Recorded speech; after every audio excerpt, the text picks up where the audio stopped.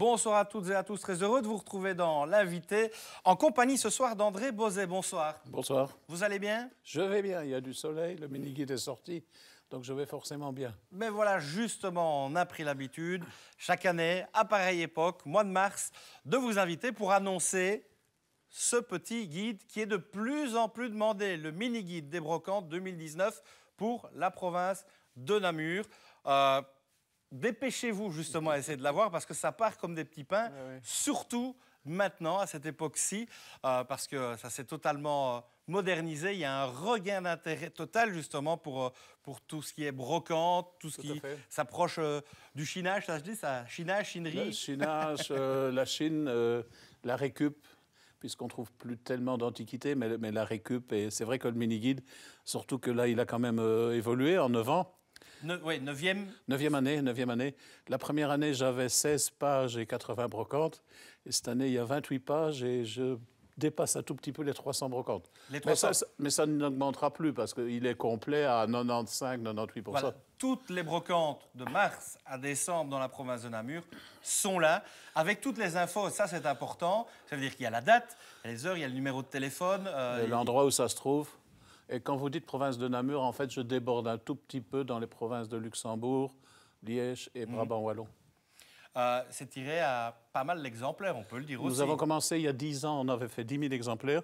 Ça a augmenté d'année en année. Celui-ci a été tiré à 22 000 exemplaires. 22 000 exemplaires. Pour la province de Namur, qui est quand même, il faut le rappeler, la deuxième brocante la moins peuplée. La deuxième province la moins peuplée, après le Luxembourg, il n'y a que 460 000 habitants, donc 22 000 exemplaires, c'est énorme. Et ils partent tous. Il y a une véritable tradition de la brocante dans cette province de Namur, malgré tout.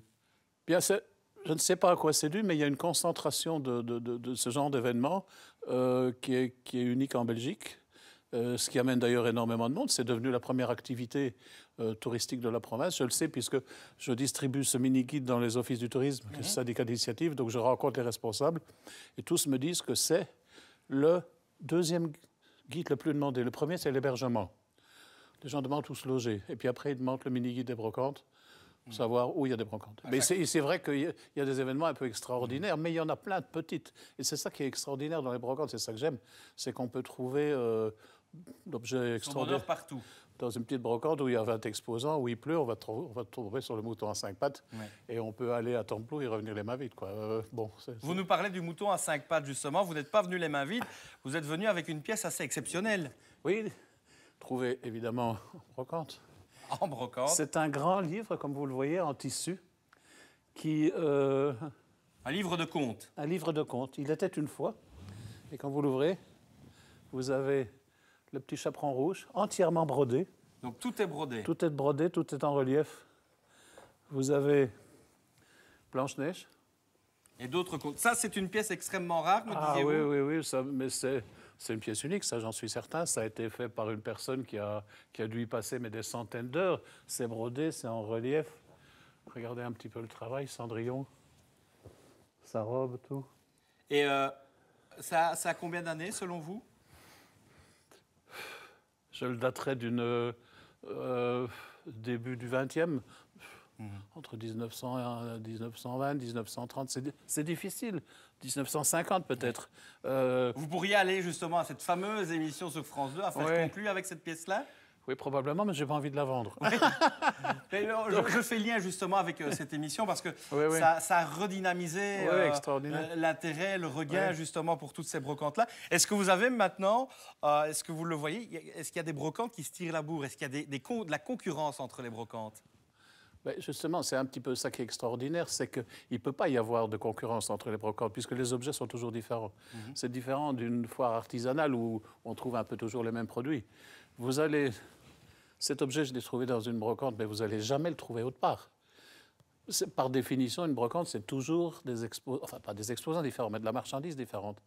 Et puis, il y a le côté quand même récup qui est intéressant, qui est à la mode et qui est un peu un besoin. On parle d'écologie, on parle de deuxième vie des objets. S'il y a bien un endroit où les objets ont l'occasion d'entamer une deuxième vie, c'est les brocantes. Personnellement, je suis un grand bricoleur, je travaille beaucoup le bois. J'ai acheté des outils. Si j'avais dû acheter neuf tous les outils que j'ai, Alors qu'un outil à bois, souvent, il a besoin d'être nettoyé, d'être réaffûté, puis il est nouveau, il est reparti pour une seconde vie. Et on peut multiplier les exemples. Et des histoires comme ça, vous en avez par centaines, notamment celle d'un tire-bouchon, c'est cela? Ah oui, j'ai un ami qui collectionne des tire-bouchons, et je le voyais il y a un mois à la brocante d'Anhé. Il a plusieurs centaines de tire-bouchons.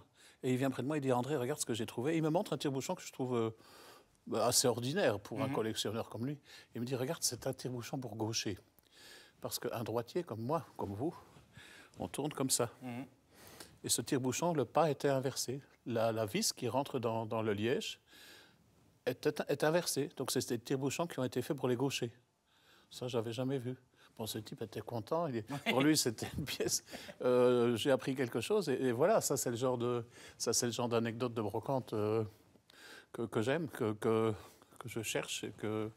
Brocante, seconde vie pour tout ce qui est outillage, matériaux et bien d'autres choses. Ça peut être aussi une seconde vie pour les personnes. Ah oui, j'ai déjà raconté plusieurs fois cette histoire. C'est une histoire vraie. C'est arrivé en Angleterre. Une dame âgée, elle vient de perdre son mari, elle est veuve, elle déprime complètement et elle tente de se suicider. Et elle loupe son coup, elle se retrouve à l'hôpital. Je précise, c'est une histoire vraie. Elle se retrouve à l'hôpital où le médecin qui s'occupe d'elle la prend en sympathie, elle lui raconte un petit peu ses misères, sa déprime. Et il lui dit, vous devriez collectionner quelque chose, ça vous occuperait l'esprit, ça vous changerait les idées. Mais elle lui dit, j'ai pas d'argent.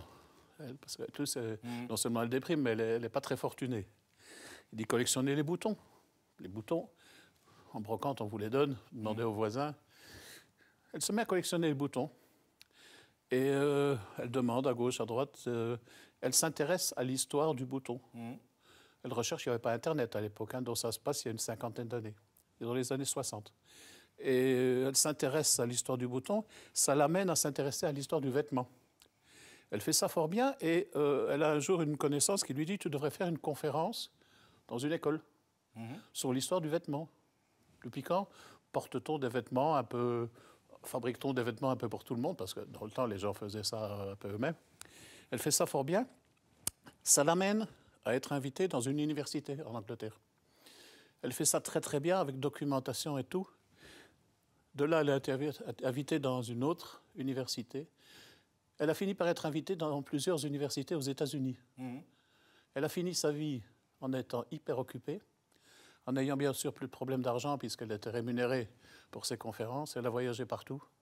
Elle a fini heureuse au départ. À cause d'un simple bouton. À cause d'un conseil d'un médecin qui lui a dit « collectionnez les boutons ».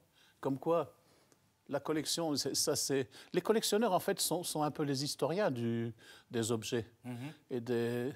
Je ne collectionne pas les cartes postales, mais pour moi, c'est la reine des collections. Mais quand vous regardez un album de cartes postales d'un lieu, d'un village, hein, c'est souvent comme ça que ça commence. Mais dans cet album, vous avez l'histoire du village. Vous voyez les rues se créer, les quartiers se créer, des commerces apparaître, disparaître, des entreprises, les carrefours se modifier, l'architecture, tout ça. Là, vous avez une histoire illustrée avec des personnages réels. C'est formidable, ce sont des historiens. D'ailleurs, à Namur, il existait un très grand collectionneur qui avait 40 000 cartes postales du Namur et le Grand Namur. Et quand il est décédé, son épouse a voulu vendre cette collection et la ville a préempté. On peut consulter cette collection, mais il faut demander, elle ne s'est pas ouverte au public. Mais là, il y a l'histoire des 200 dernières années de Namur, rue par rue, quartier par quartier, presque immeuble par immeuble. C'est une collection extraordinaire. Ça a une valeur historique, si vous voulez. Et on terminera là-dessus, parce qu'on pourrait en parler, ou vous laisser surtout en parler pendant des heures, voire des jours. Sur les collections, une émission de 24 heures sans interruption. Et c'est à chaque fois pareil, mais c'est chaque fois avec bonheur qu'on vous écoute. Et on vous donne rendez-vous justement pour toutes ces brocantes. Il y en a plus de 300 dans la province de Namur. Pour toutes les connaître, il y a une chose, c'est le mini-guide des brocantes 2019 pour la province de Namur, avec ici l'adresse mail, le miniguide@gmail.com. On peut les trouver un petit peu partout, dans les offices du tourisme, centres culturels. Centre culturel, office du tourisme, syndicat d'initiative, beaucoup de librairies, une grande chaîne de librairies qui est connue. D'autres libraires, on est à peu près au niveau de la province, on est dans 140 endroits Je rappelle qu'il est gratuit. Hein. Il est gratuit. Et là, on doit se quitter parce qu'on a dépassé largement le temps imposé. Merci de nous avoir suivis. N'hésitez pas à nous contacter via cette adresse mail pour nous faire part de vos événements tout public. Très belle soirée à vous sur Ma Télé.